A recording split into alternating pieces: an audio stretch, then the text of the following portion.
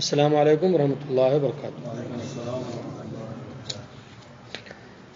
الحمد للہ رب العالمین والصلاة والسلام علی نبینا محمد وعلی آلہ وصحبہ اجمعین، اما بعد۔ آج انشاءاللہ پڑھائیں گے سورہ توبہ کی آیت نمبر 113۔ تو شروع کرتے ہیں۔ اعوذ باللہ من الشیطان الرجیم، بسم اللہ الرحمن الرحیم۔ ما كان للنبي والذين آمنوا أن يستغفروا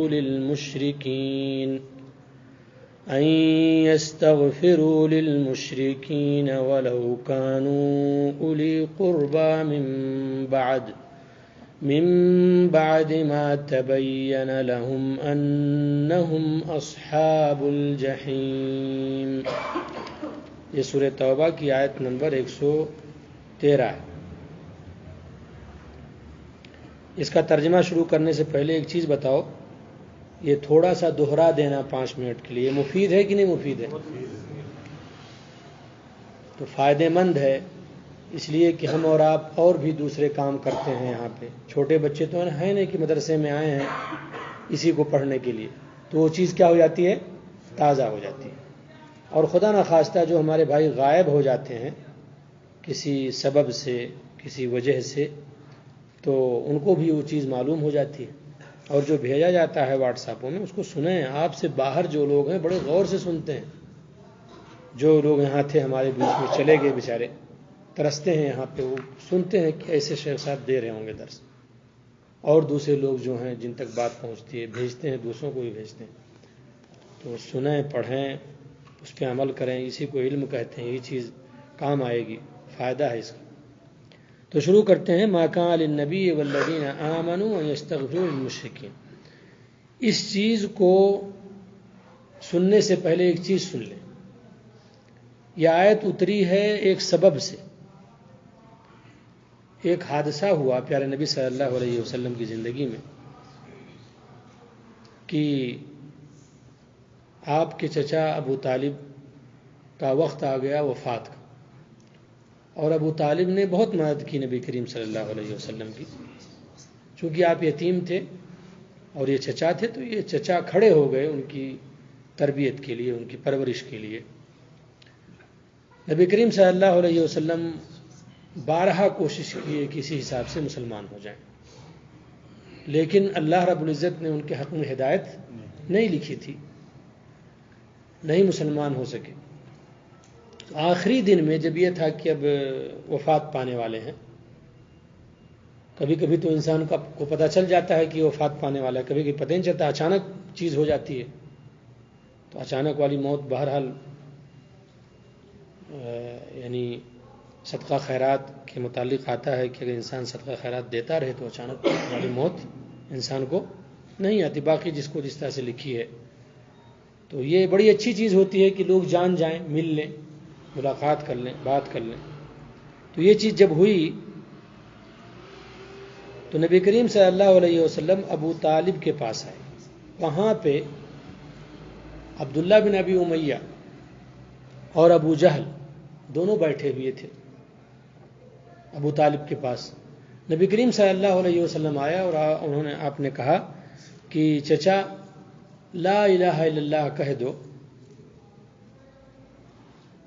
اور اس کلمے کو میں لے کر کے اللہ رب العزت سے کہوں گا کہ میرے چچا نے کلمہ پڑھ لیا تھا۔ وہ ابو جہل اور عبداللہ بن ابی امیہ نے کہا اپنے دادا عبد المطلب کے، اپنے باپ عبد المطلب کے دین سے پھر رہے ہو؟ تو پھر نبی کریم صلی اللہ علیہ وسلم نے اس بات کو دہرایا، لیکن اس کے بعد بھی وہ مسلمان نہیں ہوئے۔ مرتے مرتے انہوں نے کہا کہ میں عبد المطلب کے دین پہ مر رہا ہوں، یعنی وہ شرک والے دین پر مر رہا ہوں۔ تو نبی کریم صلی اللہ علیہ وسلم کو بڑا غم ہوا، اور آپ نے کہا میں اس وقت تک استغفار کروں گا اپنے چچا کے لیے، مغفرت طلب کروں گا جب تک کہ مجھے روک نہ دیا جائے، جب تک کہ مجھے روک نہ دیا جائے اللہ رب العزت کی طرف سے۔ تب یہ آیت اتری، سورہ توبہ کی آیت نمبر 113۔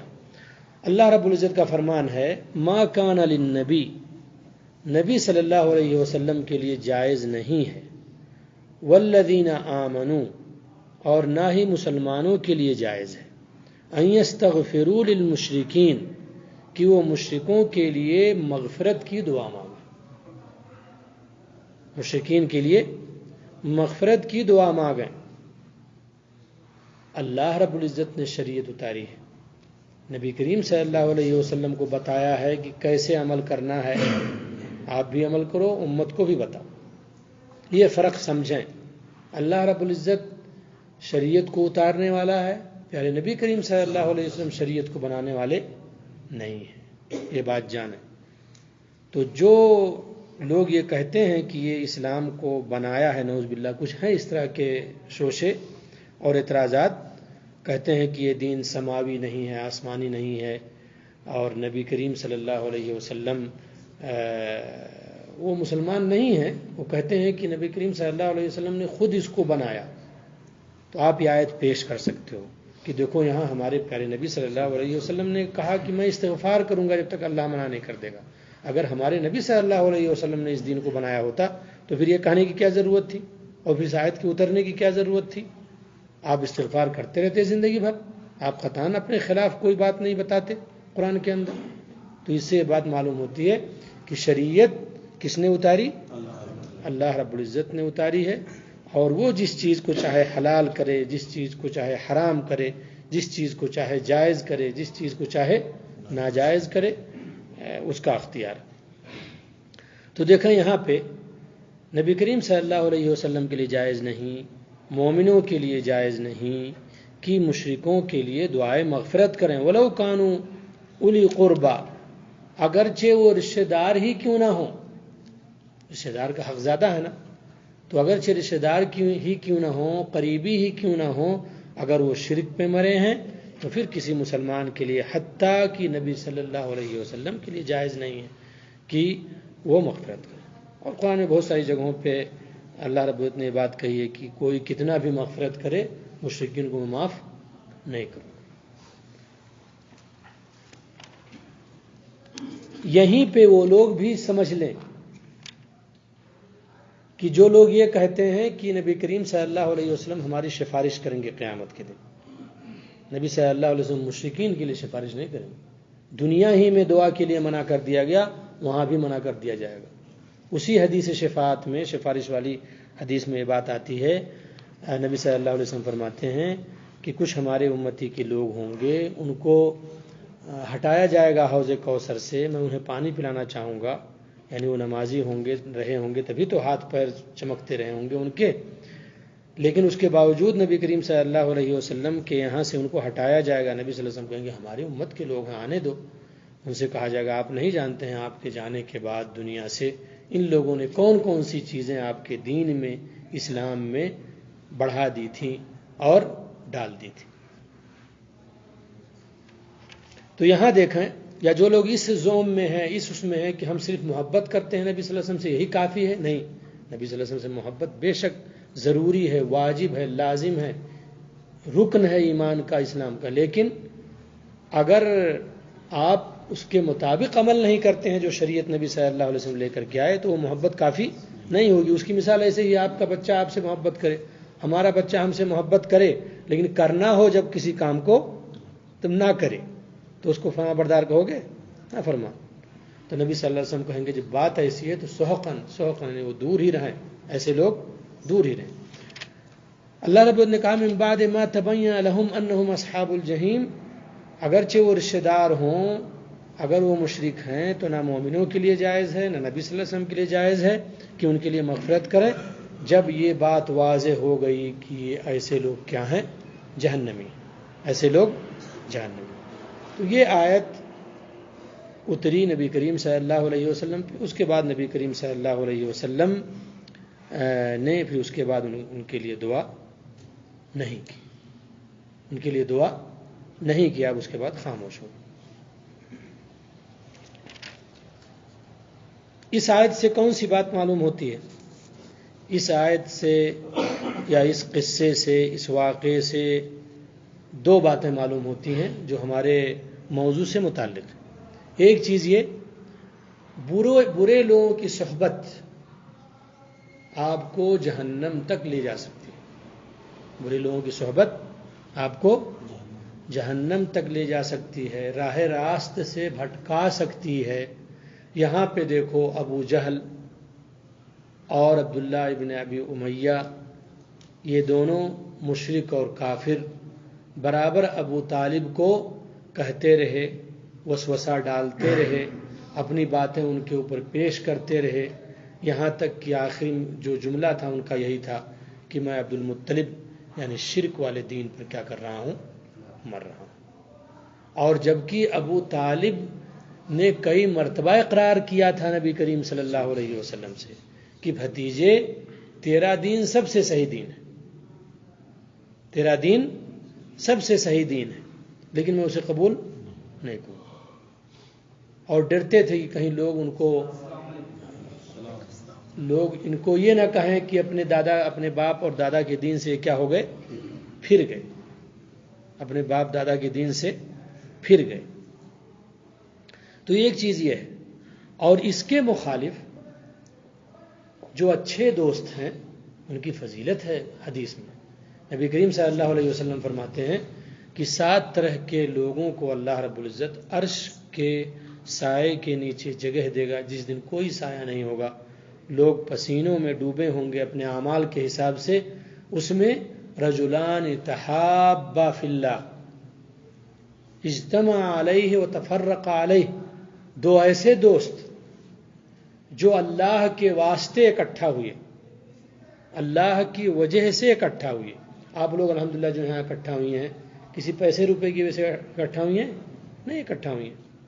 دین ہے ایک چیز جو آپ کو سب کو اکٹھا کی ہوئی ہے.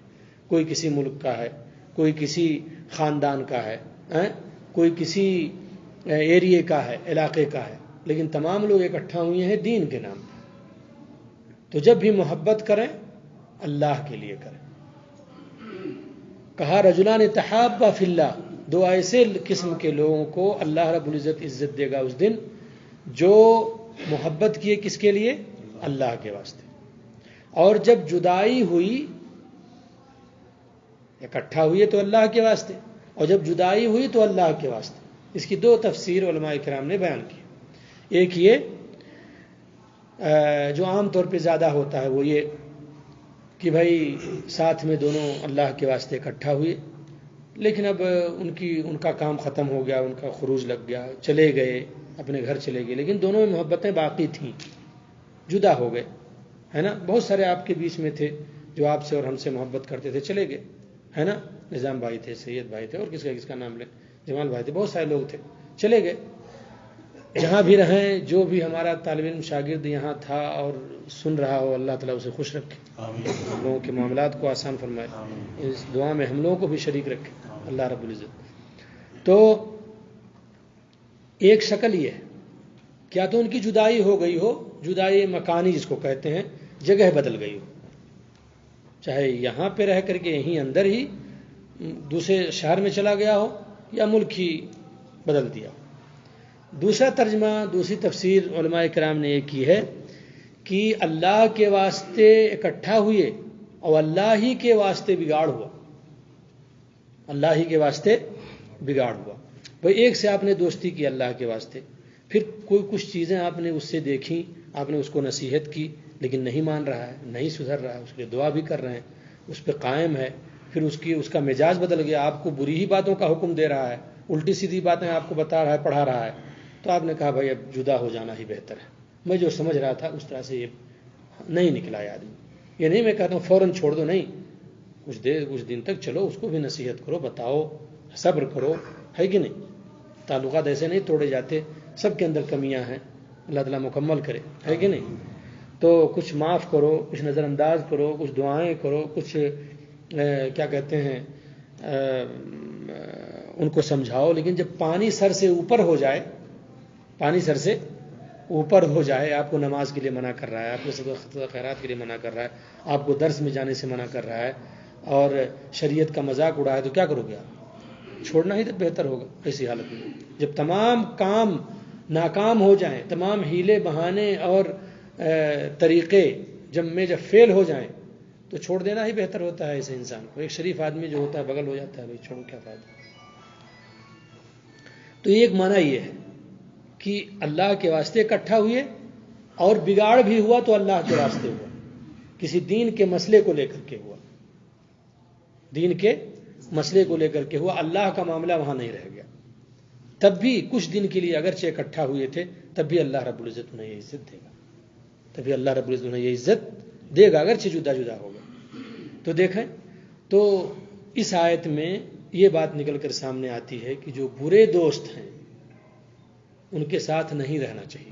آپ اچھے ہو, دنیا بہت لمبی چوڑی ہے, اچھے لوگوں کو اپنا دوست بناؤ, اچھے لوگوں کو اپنا دوست بناؤ, اور اگر اکثر چیزیں اس کی صحیح ہیں تو کچھ چیزوں کی وجہ سے اس کو مت چھوڑو, برداشت کرو. کیا نبی کریم صلی اللہ علیہ وسلم کے جتنے تعلقات تھے سب کا معیار ایک تھا؟ نہیں تھا, لیکن نبی کریم صلی اللہ علیہ وسلم سب سے تعلق رکھتے تھے. لیکن جیسے میں نے بتایا, جب پانی سر سے اوپر ہو جائے تو چھوڑنا ہی پڑتا ہے. اللہ کرے ایسی نوبت نہ آئے دوستوں کے بیچ میں. اچھا جناب, تو ایک چیز یہ ہے کہ برے جو ساتھی ہوتے ہیں یہ کبھی کبھی آپ کو اور ہمیں راہ راست سے کیا کر دیتے ہیں, بھٹکا دیتے ہیں. اور آپ کے بیچ میں یہ چیزیں ہوتی ہیں, اذان ہو گئی, ایک آدمی جا رہا ہے نماز میں, کہ رکو یار کیا ابھی 20 منٹ باقی ہے, ابھی 10 منٹ باقی ہے, ابھی 5 منٹ باقی ہے, بڑے آئے ہو اللہ والے بننے, بعد میں پڑھ لینا. ہاں, اس طرح کی بہت ساری چیزیں, اور یہ فتنے لا کر کے اس کو پیش کرنا کہ اسی میں وہ بزی ہو جائے اور اللہ کی عبادت نہ کر سکے. یا کوئی بھلے کام میں, مان لو درس میں آنا ہے, کیا ضرورت ہے درس میں, شیخ صاحب روز روز وہی بات کہتے ہیں. کہاں روز روز وہی بات کہتے ہیں بھائی, طرح طرح کے بہانے. ہم تو جانتے ہیں کیا کہیں گے, وہ نئی چیز کیا کہیں گے. تو یہ سب چیزیں کہہ کر کے انسان کیا کر دیتا ہے, بہکا دیتا ہے. اور آپ لوگوں کے ساتھ کتنا ایسا ہوا ہوگا, اور کتنے لوگ ایسے کہہ کر کے بہکاتے ہیں, اور کتنے ایسے ہیں جو روکتے بھی ہیں درسوں سے, لیکن اللہ رب العزت کا کام ہے, چلتا رہے گا, ہے کہ نہیں. جو آئے گا انشاءاللہ ثواب پائے گا. پہلے نبی صلی اللہ علیہ وسلم فرماتے ہیں, جب کچھ لوگ بیٹھ کر کے کسی اللہ کے گھر میں دین کی باتیں سنتے اور سناتے ہیں تو ان کے اوپر رحمتیں نازل ہوتی ہیں, اللہ رب العزت کی طرف سے ان کے اوپر سکون نازل ہوتا ہے, فرشتے انہیں گھیر لیتے ہیں, اور اللہ رب العزت ایسے لوگوں کا ذکر اپنے یہاں فرشتوں میں کرتا ہے. ظاہر سی بات ہے اس وقت آپ لوگ نیٹ بھی چلا سکتے تھے, اس وقت اور بھی اپنا کام کر سکتے تھے, لیکن دین کو تازہ کرنے کے لیے آپ لوگ آئے. اللہ تعالیٰ ہمیں بھی اور آپ تمام لوگوں کو ثواب میں شریک رکھے, اور قیامت کے دن اس کو راہ نجات بنائے ہمارے لیے, آپ کے لیے. اس کے فوائد ہیں, اس کی فضیلت ہے. اور نبی کریم صلی اللہ علیہ وسلم فرماتے ہیں, خیرکم من تعلم القرآن وعلمہ, تم میں بہترین وہ ہے جو قرآن سیکھے اور سکھائے. اور نبی کریم صلی اللہ علیہ وسلم فرماتے ہیں کہ عابد سے بھی اوپر درجہ ہے. ایک عابد ہے جو رات دن عبادت کر رہا ہے, صرف وہ کوئی مطلب نہیں ہے دنیا سے, رات دن عبادت کر رہا ہے. ایسے لوگ جو پڑھتے اور پڑھاتے ہیں ان کا درجہ اس عابد سے بھی بڑا ہے. اور جو شریعت سیکھنے والے ہیں ان کے لیے جانور بھی دعا کرتے ہیں. نبی صلی اللہ علیہ وسلم فرماتے ہیں, یہاں تک حتی الحیتان, یہاں تک کہ مچھلیاں اپنے سوراخوں میں بھی ایسے لوگوں کے لیے کیا کرتی ہیں, دعائیں کرتی ہیں. تو چھوٹا مسئلہ نہیں ہے. کوئی بھی سیکھنے آتا تھا دین, پیارے نبی کریم صلی اللہ علیہ وسلم فرماتے تھے, مرحبا بطالب العلم, علم کو سیکھنے والے کو ویلکم, خوش آمدید. تو یہ نبی کریم صلی اللہ علیہ وسلم کی دعائیں ہیں. ہمیں اور آپ کو چاہیے اسی مجلسوں میں شریک ہوں, لوگوں کو بتائیں, لوگوں کو لائیں. اور یہ کفر اور ایمان اور جوڑنے اور توڑنے کی لڑائی چلتی رہے گی قیامت کی تک, ہے کہ نہیں. لوگ آتے بھی رہیں گے, لوگ دور بھی ہوتے رہیں گے, لوگ جوڑتے بھی رہیں گے, لوگ توڑتے بھی رہیں گے. یہ حق اور باطل کا سلسلہ جاری رہے گا, لیکن جو لائے گا وہ ثواب پائے گا. تو جناب ایک چیز یہ ضمناً ایک بات آ گئی ہے, ایک چیز یہ کہ جو برے ساتھی ہیں ان سے کنارہ کشی اختیار کریں, ان کو نصیحت کریں, ان کے لیے دعائیں کریں, ان کو سیدھے راستے پہ لانے کی کوشش کریں. اللہ توفیق عطا فرمائے. ایک چیز یہ. دوسری چیز اس سے جو بات معلوم ہوتی ہے وہ یہ کہ لوگ کیا کہیں گے. پانچویں چیز, لوگ کہیں گے کیا اگر میں یہ شریعت پہ عمل کروں گا تو, داڑھی رکھ لوں گا تو لوگ کہیں گے کیا. ہیں؟ اگر کیا کہتے ہیں 40واں نہیں کیا میں نے، لوگ کیا کہیں گے؟ ہے کہ نہیں؟ لوگ کیا کہیں گے؟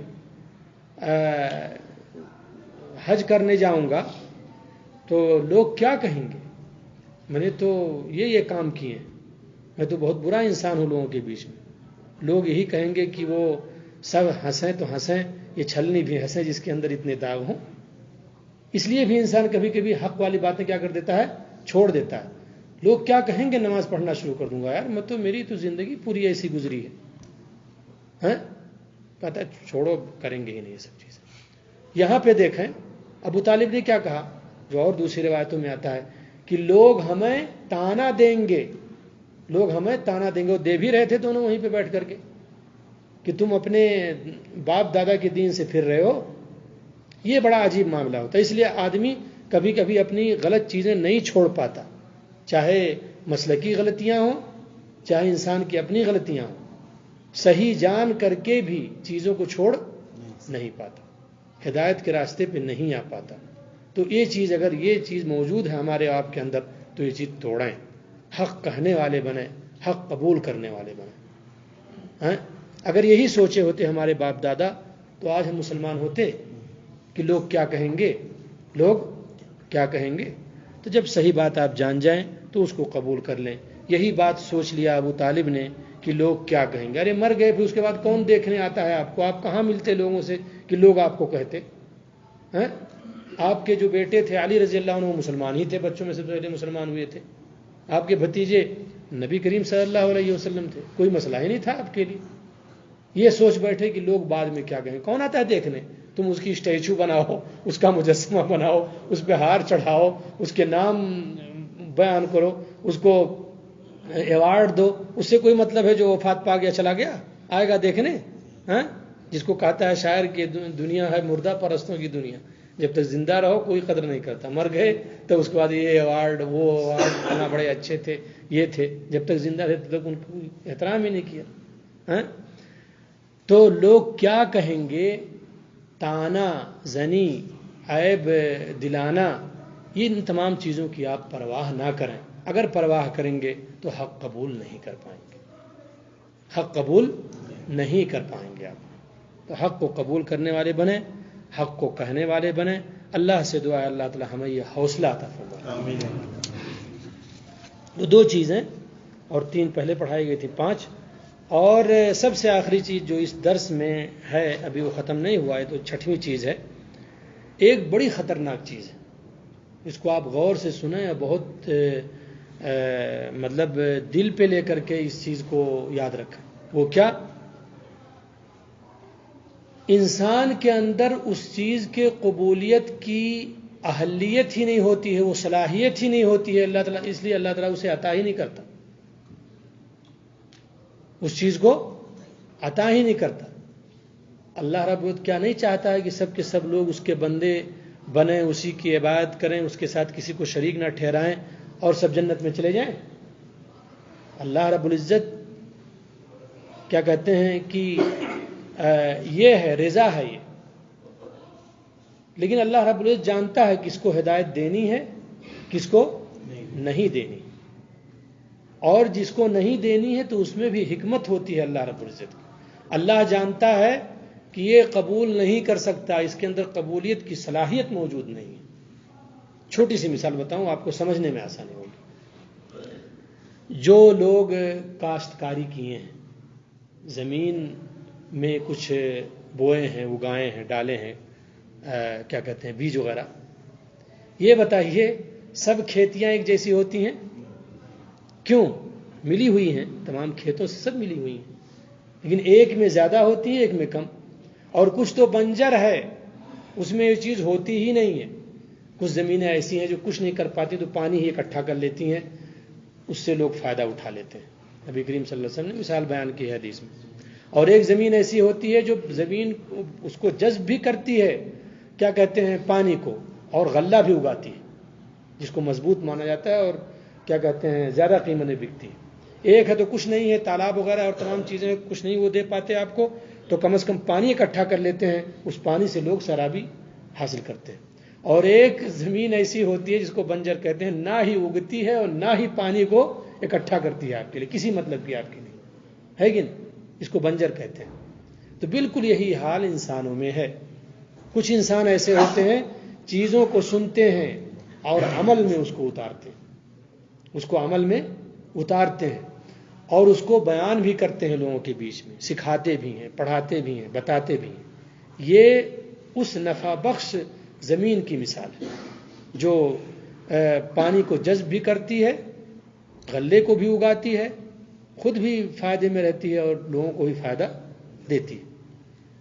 ایک آدمی وہ ہوتا ہے جو اکٹھا تو کر لیتا ہے لیکن فائدہ اس سے نہیں ہوتا۔ اور اس کی مثال میں چھوٹی سی دوں، جو ہمارے بھائی پڑھے لکھے ہیں وہ جانتے ہیں، جب یہ کمپیوٹر کا زمانہ نہیں تھا، اتنی تیزی سے حدیثیں نہیں چیک ہو پاتی تھیں، نہ ہی قرآنی آیتیں مل پاتی تھیں، تو مستشرق جنہوں نے آ کر کے ہمارے یہاں پڑھائی کی لیکن وہ مسلمان نہیں تھے، انہوں نے کیا کیا؟ حدیثوں کو اکٹھا کیا، حدیثوں کو اکٹھا کیا، قرآن کہاں کہاں یہ آیتیں کیسے کیسے ملیں گی بالکل ڈکشنری کی طرح سے مرتب کیا۔ وہ مسلمان نہیں ہو سکے لیکن ان کے ذریعے کیا ہوا؟ فائدہ ہوا لوگوں کو، اس سے مسلمانوں نے بہت فائدہ اٹھایا۔ حدیثیں کہاں فرد مل جایا کرتی تھیں، کمپیوٹر کا زمانہ نہیں تھا، لیکن وہ مسلمان نہیں ہوئے۔ وہ اس زمین کی مثال ہے جو پانی اکٹھا کر لے لیکن خود فائدہ نہ اٹھا پائے۔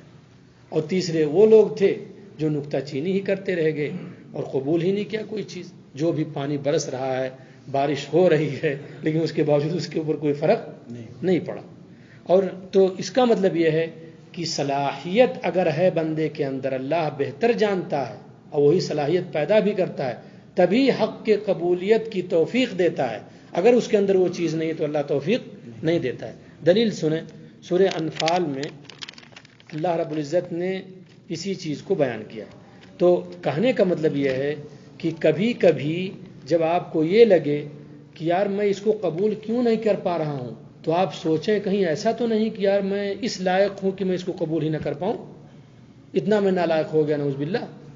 تو اللہ رب العزت سے جڑیں اور کہیں کیا بات ہے اللہ رب العزت، یہ حق ہے، یہ سچ ہے، میں سن بھی رہا ہوں لیکن کیوں عمل نہیں کر پا رہا ہوں اس پہ، کیا وجہ، کیوں نہیں تو مجھے توفیق دے رہا ہے، کیوں نہیں تو ہدایت دے رہا ہے۔ یہ بڑا خطرناک معاملہ ہے، جان لیجیے۔ انسان سنے، جانے حق یہ ہے اور اس پہ عمل نہ کر پائے۔ کہیں ایسا تو نہیں کہ اللہ تعالیٰ وہ صلاحیت ہی اس کے اندر پیدا نہیں کیے ہوئی ہے۔ سورہ انفال کی آیت نمبر 23 میں اللہ رب العزت نے فرمایا، یا ایھا الذین آمنوا اطیعوا اللہ ورسولہ ولا تولوا عنہ وانتم تسمعون۔ مومنو، اللہ اس کے رسول صلی اللہ علیہ وسلم کا کہنا مانو اور جو بھی بات وہ بتائیں اس سے روگردانی مت کرو، سنتے ہوئے، سن بھی رہے ہو اور اس پہ عمل نہیں کر رہے ہو، ایسا مت کرو۔ ولا تکونوا کالذین قالوا سمعنا، اور ان لوگوں کی طرح سے نہ ہو جاؤ جنہوں نے دعویٰ تو کیا کہ ہاں ہم نے سن لیا لیکن انسنی کر دی، سنا لیکن ایسا بہانہ بنایا جیسے ہم نے کبھی سنا ہی نہیں۔ کہا ان شر الدواب عند اللہ، یقیناً اللہ رب العزت کے ہاں بری مخلوق وہ لوگ ہیں جو لوگ بہرے ہیں اور گونگے ہیں، الذین لا یعقلون، جس کو کوئی سمجھ نہیں ہے۔ اس کے بعد اللہ رب العزت نے وہی بات بتائی جو ہم نے یہاں پہ ذکر کی، وَلَوْ عَلِمَ اللَّهُ فِيهِمْ خَيْرًا لَأَسْمَعَهُمْ، اگر اللہ رب العزت ان کے اندر کوئی خوبی دیکھتا، ان کے اندر بھلائی دیکھتا، لَأَسْمَعَهُمْ، تو انہیں سناتا، وَلَوْ أَسْمَعَهُمْ، اور اگر سنا بھی دیتا، لَتَوَلَّوْا، تو وہ بھاگ جاتے اور نہیں سنتے، وہ بھاگ جاتے اور نہیں سنتے، لَتَوَلَّوْا وَهُمْ مُعْرِضُونَ، بے رخی کرتے ہوئے، روگردانی کرتے ہوئے چھوڑ دیتے، اگرچہ وہ سنتے لیکن اس پہ عمل نہیں کرتے۔ منافقوں کا یہی حال رہا، کافروں کا بھی یہی حال رہا۔ نبی کریم صلی اللہ علیہ وسلم نے جا جا کے سنایا، نوح علیہ السلام نے جا جا کے سنایا، انبیاء کرام نے جا جا کے سنایا، لیکن وہ مسلمان ہوئے؟ نوح علیہ السلام نے اپنے بیٹے کو اپنے گھر میں سنایا، اپنی بیوی کو سنایا، لوط علیہ السلام نے اپنی بیوی کو سنایا، اور بہت سارے لوگوں نے سنایا، لیکن جن کے اندر وہ صلاحیت ہی نہیں تھی قبولیت کی، اللہ رب العزت نے انہیں توفیق نہیں دی۔